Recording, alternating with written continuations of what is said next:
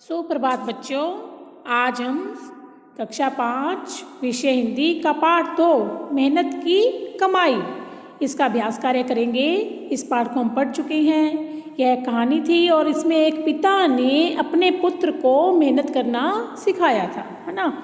मेहनत क्या होती है, कैसे की जाती है और परिश्रम करने में कितना कष्ट होता है, इन सब चीज़ों की शिक्षा उसे दी थी। तो आइए अब हम इसका अभ्यास कार्य करते हैं। अभ्यास कार्य में सबसे पहले है शब्दार्थ। शब्दार्थ लापरवाह। लापरवाह कौन होता है? जिसे कोई फिक्र ना हो, है ना, बेफिक्र, असावधान। विवश। विवश यानी मजबूर। मिन्नत। मिन्नत विनती। झटपट। झटपट तुरंत फुरत। बेटे ने झटपट रुपया कुएं में डाल दिया, है ना, तुरंत फुरत उसी समय। क्रोध। क्रोध यानी गुस्सा। मेहनत। मेहनत क्या होता है? परिश्रम। आगे शब्द हैं उच्चारण के लिए। इन शब्दों को आप अपनी किताब से स्वयं भी पढ़कर देखेंगे और मैं बोल रही हूँ, इनको मेरे पीछे बोलेंगे। सबसे पहले है व्यापार। व्यापार। गर्दन। गर्दन। क्रोध। क्रोध। दर्द। दर्द। भयंकर। भयंकर। निर्लज। क्या है? निर्लज। मिन्नतें। मिन्नतें। विवश। विवश। तो इन सब शब्दों को आप किताब से भी पढ़ें और इनको समझें। आगे सोचें और बताएं। यहाँ पे प्रश्न दिए गए हैं, इनके उत्तर बताने हैं। पहला प्रश्न क्या है? पिता ने बेटे को बुलाकर क्या कहा? पिता ने बेटे को बुलाकर क्या कहा? क्या कहा था? पिता ने बेटे को बुलाकर कहा, जा कुछ कमा ला। क्या कहा? पिता ने बेटे को बुलाकर कहा कि जा कुछ कमा ला। बालक सरलता से 1 रुपया कुएं में क्यों फेंक देता था? बालक सरलता से 1 रुपया कुएं में फेंक देता था क्योंकि वह रुपया उसकी मेहनत की कमाई से प्राप्त नहीं था, क्योंकि उसने मेहनत नहीं की थी उस रुपये को कमाने के लिए और वह उसे आसानी से मिल जाता था, इसीलिए वह उसे कुएं में फेंक देता था। बालक ने अंतिम दिन चवन्नी कुएं में क्यों नहीं फेंकी? चवन्नी, अब बेटा चवन्नी होता है 1 रुपये को अगर हम 4 भागों में बांटते हैं तो वो होता है चवन्नी, यानी चौथा हिस्सा उसका। क्यों नहीं फेंकी? 1 रुपया तो उसने मिनट में फेंक दिया था, अब चवन्नी तो बहुत छोटी है उससे, है ना, फिर भी उसने कुएं में क्यों नहीं फेंकी? क्योंकि वह चवन्नी उसने अपनी मेहनत से कमाई थी। क्यों नहीं फेंकी? क्योंकि वह चवन्नी उसने अपनी मेहनत से कमाई थी। आगे रिक्त स्थान भरें। यहाँ पे आपको 5 ऑप्शन दिए हुए हैं, है ना, शब्द दिए हुए हैं, इनको भरना है इन रिक्त स्थानों में और ये देखना कि कौन से में कौन सा आएगा।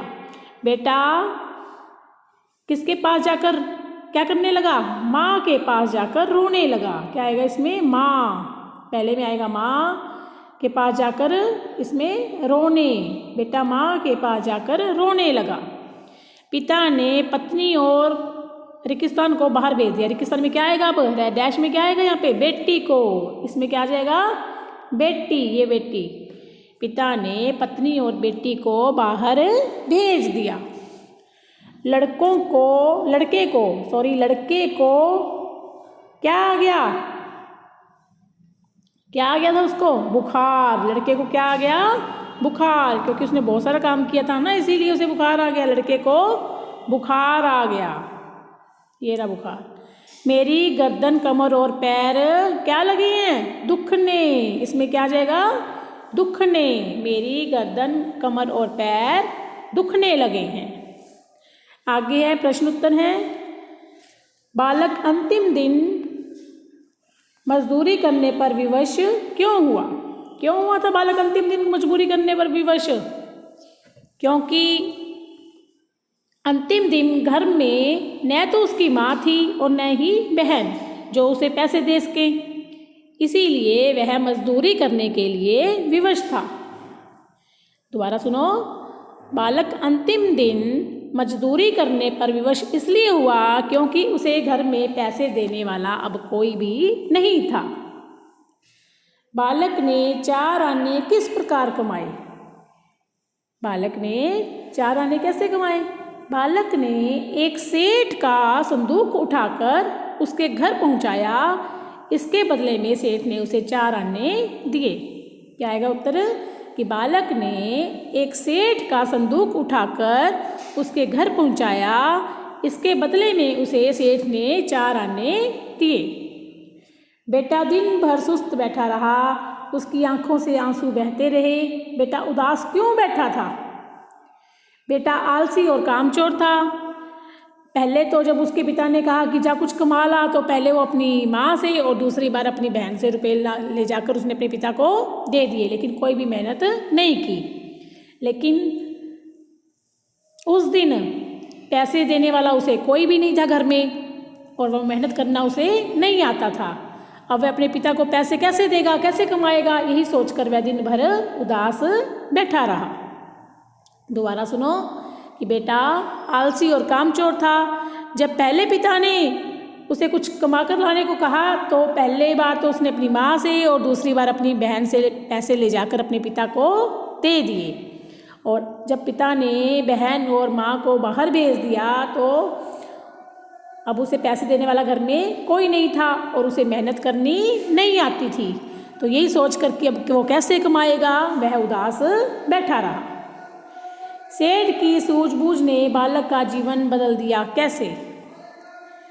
सेठ जानता था कि उसका बेटा आलसी है, कामचोर है ना, और उसे मेहनत का सबक सिखाना बहुत ज़रूरी है।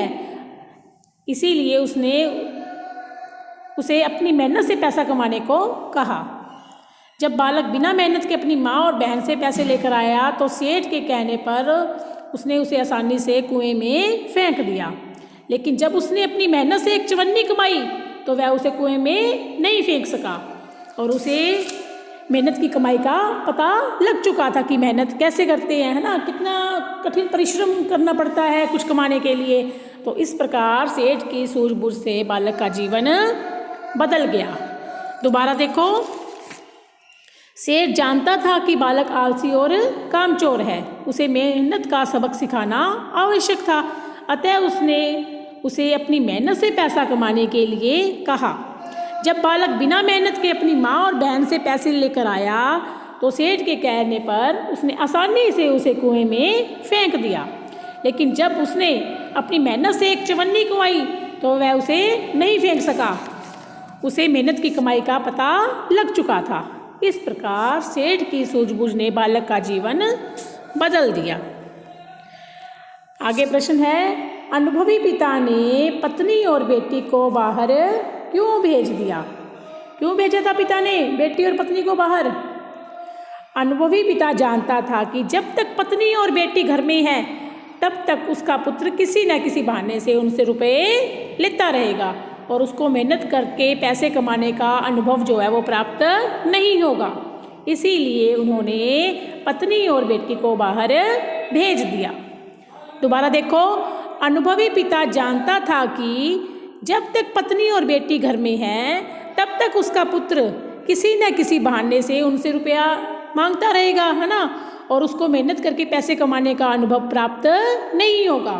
इसीलिए उसने पत्नी और बेटी को बाहर भेज दिया। बेटे की गर्दन, कमर और पैर क्यों दुखने लगे थे? बेटे ने पैसे कमाने के लिए मेहनत की थी। उसने एक सेठ का भारी संदूक उठाकर उसके घर पहुंचाया था, और इससे पहले आज तक उसने कभी मेहनत नहीं की थी। इसीलिए थकान के कारण उसकी गर्दन, कमर और पैर दुखने लगे। दोबारा देखो। बेटे ने पैसे कमाने के लिए मेहनत की थी। उसने एक सेठ का संदूक उठाकर उसके घर पहुंचाया था, और उससे पहले आज तक उसने कभी मेहनत की नहीं थी। इसीलिए थकान के कारण उसके कमर, गर्दन और पैर दुखने लगे। अब आगे भाषा की बात। पाठ में आए निम्नलिखित शब्दों के विपरीत अर्थ वाले शब्द लिखो। यानी इनके उल्टे लिखने हैं, है ना। दुख, दुख का क्या होगा उल्टा? सुख। क्या होगा? सुख। जल्दी, देर। रात्रि, दिवस। दिन, रात का दिन होता है, रात्रि का क्या हो जाएगा अब? दिवस। जीवन, मृत्यु। जीवन, मृत्यु। जीवन का क्या होगा? मृत्यु। आगे है, नीचे दिए गए शब्दों का वाक्य में प्रयोग करो। नीचे आपको शब्द दिए गए हैं, उनका वाक्य में प्रयोग करना है। तो देखते हैं। स्वस्थ, स्वस्थ है, इसे एक लाइन बनाई हुई है। स्वस्थ रहने के लिए व्यायाम करें। क्या है लाइन? कि स्वस्थ रहने के लिए व्यायाम करें। ऐसे ही आपको भी वाक्य बनाने हैं। पेड़, पेड़ से वाक्य बनाओ। हमें पेड़ लगाने चाहिए, है ना। पेड़ हमारे लिए बहुत ज़रूरी हैं। पेड़ हमें ऑक्सीजन देते हैं। कुछ भी लाइन बना सकते हो। पेड़ से हमें लकड़ी मिलती है। पेड़ पक्षियों का आश्रय स्थल है। तो ऐसे आप भी कोई भी लाइन बना सकते हो। आगे है जल। दूसरा शब्द क्या है? जल। जल जीवन का आधार है। जल ही जीवन है ना। जल से बहुत सारी वाक्य बन सकते हैं, जैसे मैं जल पीता हूँ, मुझे जल चाहिए। तो ऐसे आप भी वाक्य बनाएं। बेटी, अगला क्या है? बेटी। जैसे मेरी बेटी 5वीं कक्षा में पढ़ती है और बेटा बेटी दोनों समान हैं। ऐसे आप भी वाक्य बनाएं। आदर, हमें बड़ों का आदर करना चाहिए। अपने से बड़ों का आदर करो। मैं अपने माता पिता का आदर करता हूँ। तो ये आपका पार्ट 2 का अभ्यास कार्य पूर्ण हुआ। उम्मीद आपको समझ में आया होगा। धन्यवाद।